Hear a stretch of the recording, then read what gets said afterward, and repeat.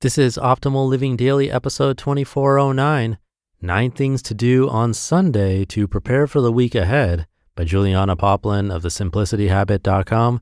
And I'm your narrator, Justin Malik, reading you blogs every single day of the year. And we have a bunch of shows where we do that. Search for Optimal Living Daily wherever you're hearing this to find all of our shows, and you can subscribe or follow. And now let's get right to it as we optimize your life. 9 Things to Do on Sunday to Prepare for the Week Ahead by Julianna Poplin of thesimplicity.habit.com. Whether we like it or not, Mondays are inevitable, and pre-week Sunday evening stress can become a problem. With that said, though, the way we spend our weekend can have a huge impact on how we'll be able to tackle the week ahead, so it's incredibly important to make the most out of them. More often than not, the reason we dread Mondays is that they signify the end of our free time and the start of a chaotic next 5 days. But if we learn how to do Sundays right, it doesn't have to be that way at all. Instead of dreading Mondays, here are a few things to do on Sunday to prepare to have an amazing and productive week ahead. Things to do on Sunday to prepare for the week ahead. Hopefully on Sundays, you can spend some time relaxing and slowing down. It can also be helpful to spend just a bit of time with some of these things to do on Sunday to prepare for the week ahead. If Sundays aren't an option for you, set aside another day where you can regularly do a few of these activities to help prepare you for the upcoming week. This is a list of ideas. You don't have to do all of the things. Simply pick and choose the things that will work for you. Number 1, reflect on the previous week. Sundays are the days that mark the end of every week, which makes them an ideal time to indulge in some serious self-reflection. In order to do this, you can start by asking yourself a few of the following questions. What was your favorite part of the week? What did you not enjoy doing much? Did you experience any negative emotions throughout the week? If so, what caused them? Is there something you wanted to achieve during the week that you didn't quite get around to? If so, what was that? Could you have done anything differently, and how? And was this week better or worse than the last one, and why? By asking yourself a few or all of these questions, you'll be better able to pinpoint what to take from the week and what lessons to learn. For instance, if one of your aims was to have free time in the evenings to practice a hobby, join the gym, or socialize a bit more, but you ended up not having enough time for it, figure out why. The reason could have simply been circumstantial, like it was an unusually busy week, or something that stemmed from a deeper problem, like procrastination or spending too much time on social media. Number 2, organize the following week. On Sunday evening, or whenever it feels right for you, take a few minutes to organize the week ahead. This can look like creating a thorough to-do list, writing down a few goals and the steps you need to take to achieve them, meal prepping, or organizing your space. Not only will organizing the week save you tons of time, but knowing exactly what you need to do and when you need to do it will ensure you stay productive, as you'll have a very clear map of your tasks. As a tip, make sure your to-do list also includes personal goals as well as leisure activities. Schedule time for physical exercise, hobbies, and rest. Number 3, practice self-care.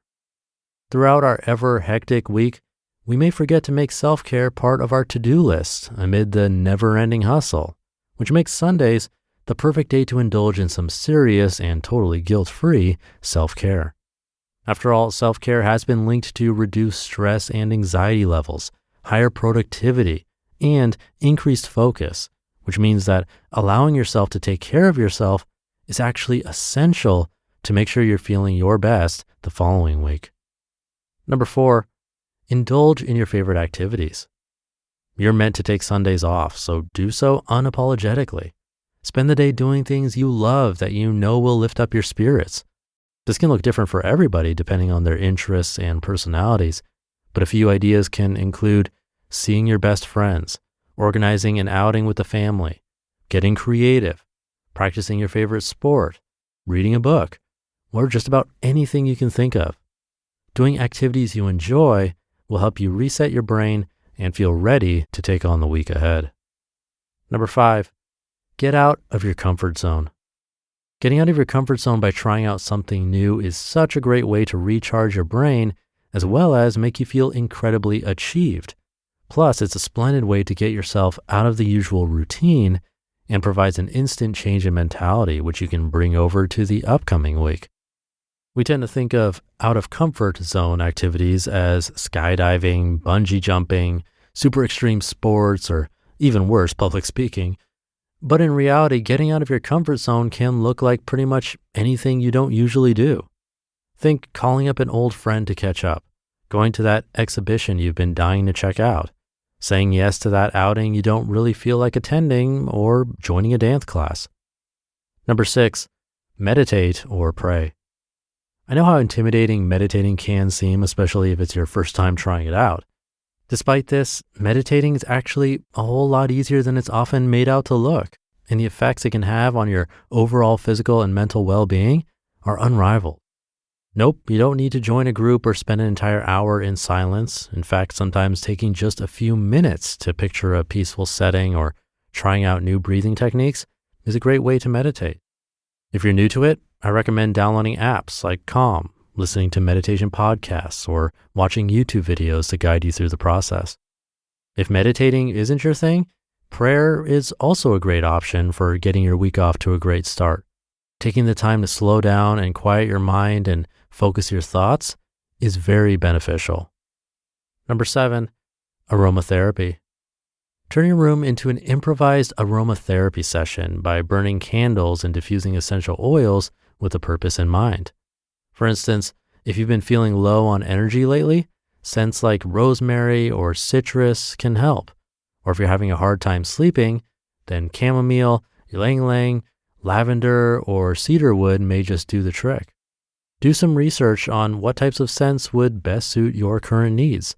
Get ready to begin your week while feeling clear-headed and calm. Number 8, write down your goals for the following week. Give yourself a dose of inspiration by putting aside a few minutes in the evening to create a list of absolutely everything you want to achieve the next week. As a tip, make sure your goals are realistic so you don't overwhelm yourself. Moreover, try making a balanced list of goals, meaning there should be a few work-related ones in there, but also personal ones. And number 9, prepare your clothes. The last thing you need on Monday is to find out the clothes you plan to wear aren't clean. Use Sundays to get your laundry done to kick that worry right to the curb. If you want to go the extra step, you may also want to take the time to plan out your outfits for the following week. Not only will this save you lots of stress every morning, but not having to worry about finding matching socks or just the right shirt for that skirt can actually give you a few extra minutes of sleep time every day. So it's a win-win situation. I hope this list of things to do on Sunday to prepare for the week ahead inspired you to close off the week in a more conscious way. Not only will doing all of these things help you make the most of your Sunday, but it will also prepare you for an amazing week ahead.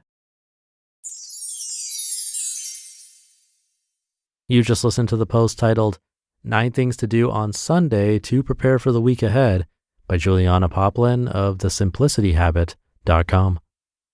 Thank you to Julianna. Now, there are a lot of suggestions here, and it could be overwhelming. So as usual, and as she mentioned at the beginning, if there's one that sounded good to you, then definitely try that one and wait on the rest. If I had to pick, well, if you've been listening to this show for a while, you might think I would suggest meditation first, but I do think meditation can be frustrating and difficult for many, especially when just starting out on your own. So I probably wouldn't start with that.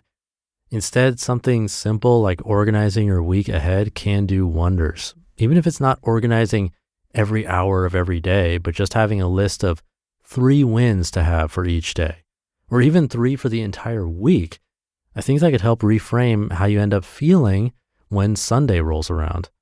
If you're able to tackle those 3 things, it can feel like a huge win, especially if one of those was something you've been procrastinating on. But there are a bunch of great suggestions here to choose from. Pick the one that sounds best for you. And with that, thank you for being here and listening every day. And I'll see you in just a moment with our weekly bonus episode. and where your optimal life awaits.